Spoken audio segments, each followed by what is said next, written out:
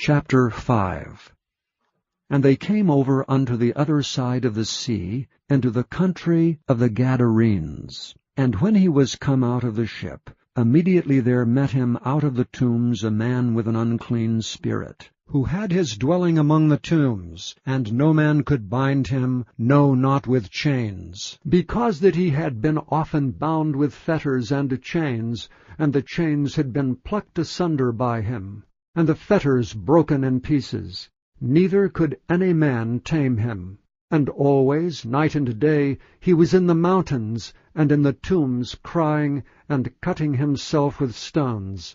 But when he saw Jesus afar off, he ran and worshipped him, and cried with a loud voice, and said, What have I to do with thee, Jesus, thou Son of the Most High God? I adjure thee by God, that thou torment me not. For he said unto him, Come out of the man, thou unclean spirit. And he asked him, What is thy name? And he answered, saying, My name is Legion, for we are many. And he besought him much that he would not send them away out of the country.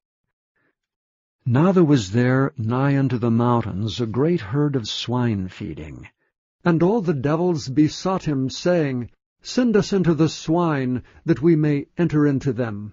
And forthwith Jesus gave them leave. And the unclean spirits went out, and entered into the swine. And the herd ran violently down a steep place into the sea. They were about 2,000, and were choked in the sea. And they that fed the swine fled, and told it in the city and in the country. And they went out to see what it was that was done. And they come to Jesus, and see him that was possessed with the devil, and had the legion, sitting and clothed, and in his right mind. And they were afraid. And they that saw it told them how it befell to him that was possessed with the devil, and also concerning the swine. And they began to pray him to depart out of their coasts. And when he was come into the ship, he that had been possessed with the devil prayed him that he might be with him. Howbeit Jesus suffered him not, but saith unto him, Go home to thy friends, and tell them how great things the Lord hath done for thee, and hath had compassion on thee. And he departed, and began to publish in Decapolis how great things Jesus had done for him, and all men did marvel.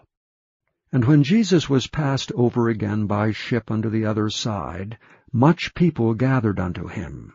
And he was nigh unto the sea. And behold, there cometh one of the rulers of the synagogue, Jairus by name, and when he saw him, he fell at his feet, and besought him greatly, saying, My little daughter lieth at the point of death. I pray thee, come, and lay thy hands on her, that she may be healed, and she shall live. And Jesus went with him, and much people followed him, and thronged him. And a certain woman which had an issue of blood 12 years, and had suffered many things of many physicians, and had spent all that she had, and was nothing bettered, but rather grew worse, when she had heard of Jesus, came in the press behind, and touched his garment. For she said, If I may touch but his clothes, I shall be whole. And straightway the fountain of her blood was dried up, and she felt in her body that she was healed of that plague.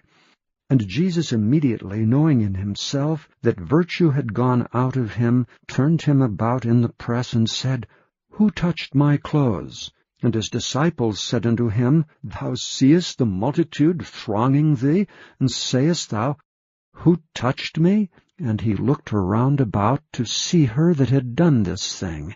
But the woman, fearing and trembling, knowing what was done in her, came and fell down before him, and told him all the truth. And he said unto her, Daughter, thy faith hath made thee whole. Go in peace, and be whole of thy plague. While he yet spake, there came from the ruler of the synagogue's house certain which said, Thy daughter is dead. Why troublest thou the master any further? As soon as Jesus heard the word that was spoken, he saith unto the ruler of the synagogue, Be not afraid, only believe. And he suffered no man to follow him, save Peter, and James, and John, the brother of James. And he cometh to the house of the ruler of the synagogue, and seeth the tumult, and them that wept and wailed greatly. And when he was come in, he saith unto them, Why make ye this ado, and weep? The damsel is not dead, but sleepeth. And they laughed him to scorn. But when he had put them all out, he taketh the father and the mother of the damsel, and them that were with him, and entereth in where the damsel was lying. And he took the damsel by the hand, and said unto her, Talitha cumi, which is being interpreted, Damsel, I say unto thee, arise. And straightway the damsel arose and walked. For she was of the age of 12 years, and they were astonished with a great astonishment. And he charged them straitly that no man should know it, and commanded that something should be given her to eat.